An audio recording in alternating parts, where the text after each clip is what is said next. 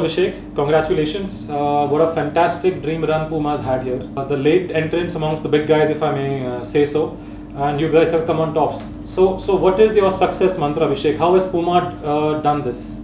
Thanks, Nitin. It has been a fantastic run in India for us. As you've seen, we were the last entrant in the sportswear space, literally. And to get into a dominating position of market leadership has been a fantastic journey.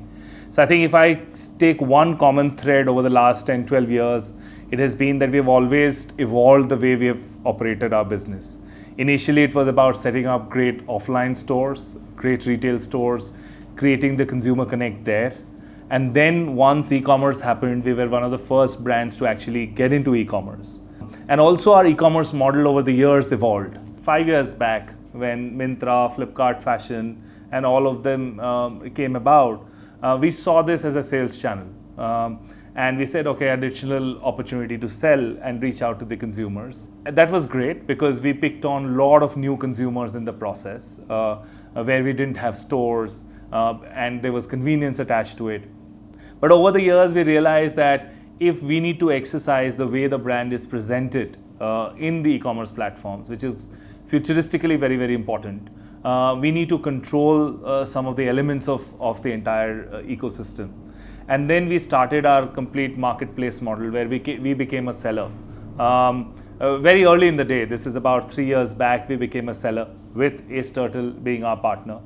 And then we saw Puma.com as a very, very important platform for loyal consumers of the brand. We in the process also being a seller is just not about placing the products and having the catalog.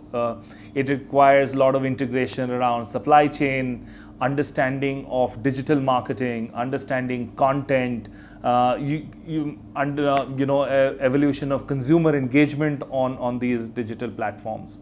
So all of this, I think, has turned out to be extremely crucial in the last 3-4 years of our business in India. Also, I remember initially we started a journey with you, and I don't think so. Many of the people in the startup ecosystem actually know, and even the VC community, do they actually know that how many startups you guys have been the first big client for them? Right. So I think I would give that to two things. One is being in Bangalore. It is actually in the hub of a lot of startups. And I think the environment is like that. And I'm very, very happy and very grateful that we are actually attached to the startup ecosystem.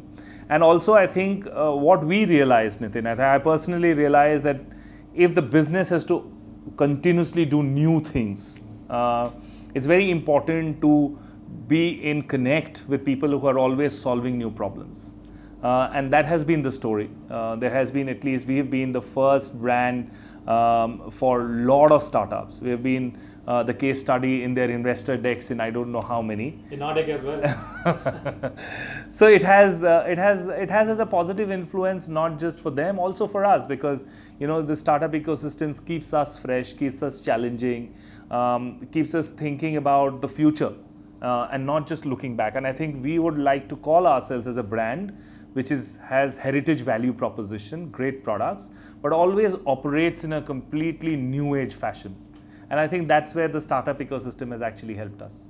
Talking about India, I think the board first and foremost sees India as very strategic. The kind of leverage that we have, the kind of freedom that we have to localize, whether it's our content or our strategy or our operations, is extremely strong. The belief the board has in the local operations. I think sometimes this pulls foreign brands down because there is one size fit all.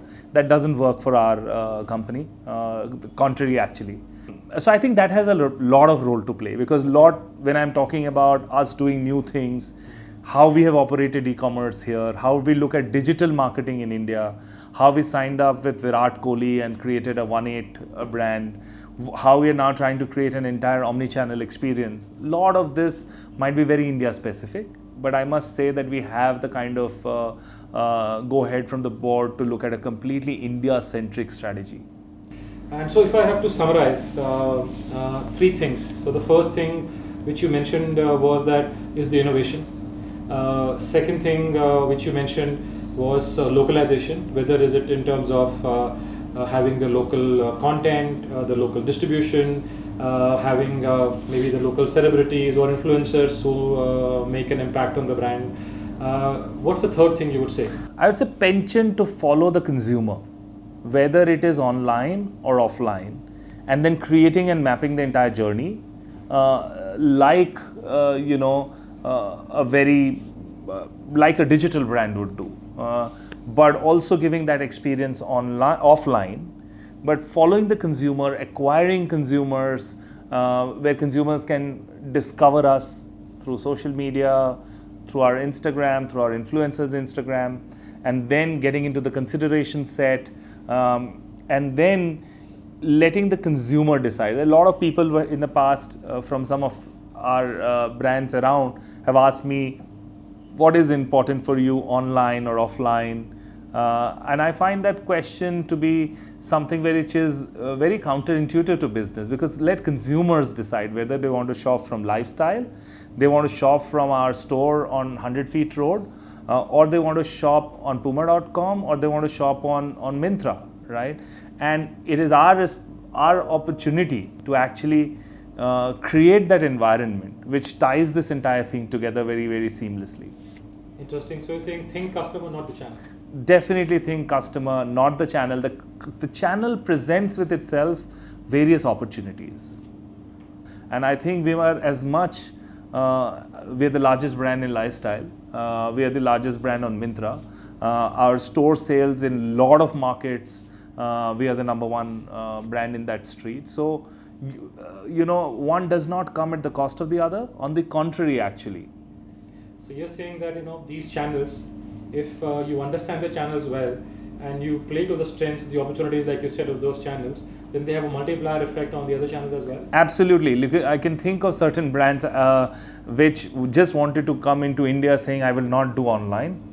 And in the last 5 years, they've found themselves to be way behind, because consumers are moving online, right? And you can't say that I will not follow the consumer trend. And I think now people are waking up, and then because online is becoming larger, one should have seen this 5 years before. To have that approach even now by some of the brands, I find it to be not very prudent, in my opinion. Similarly, I think brands which have tried to enter India with a very online approach and said only online, I don't think that strategy works for India, because in India, especially in fashion, you need the touch and feel. I can't think of a brand which has entered just online and created a dent in the Indian market, because consumers need to see, feel, experience the product, experience the brand in totality. Where do you want to take Puma from here? Well, I think we're just starting the game in India. We have in sports, we're more than 30% market share. Sports is still just happening. Fitness is happening, and that can only grow. I think sports lifestyle or athletic leisure or sportswear, whatever you call it, which is inspired from sports, is only increasing share of wardrobe. People today, whether it is their travel gear, or the airport look, or chilling with friends, sportswear as a category will only grow. So I think we are sitting at a fantastic opportunity, and I think we are always open to see what new we can do in terms of how to reach our consumers. So if the three, four of these things just fall in place, I see $1 billion opportunity for our brand in the offing. So this was Abhishek Ganguly, Managing Director of Puma India, who says he's just starting off.